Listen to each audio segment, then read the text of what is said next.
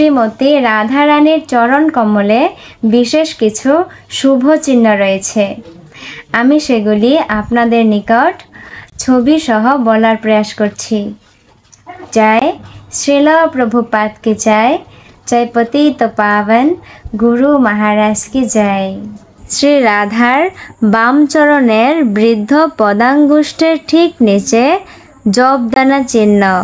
ওই চিহ্নের নিচে রয়েছে একটি চক্র, চক্রের নিচে রয়েছে ছত্র, ছত্রের নিচে বাজুবন্ধ বা ব্রেসলেট।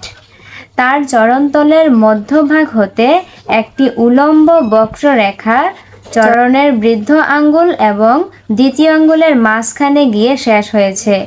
মধ্যম আঙ্গুলের নিচে রয়েছে কমল, কমল চিহ্নের নিচে রয়েছে একটি পতাকা বা ধ্বজ, পতাকার নিচে একটি পুষ্প ও পল্লব একত্রে। কনিষ্ঠাঙ্গুলের নিচে রয়েছে অঙ্কুশ, গোড়ালির উপরে রয়েছে অর্ধচন্দ্র, তার উপরে রয়েছে বল্লী বা লতা। এইভাবে তার বাম চরণে 11টি শুভ চিহ্ন নিত্যকাল বিদ্যমান।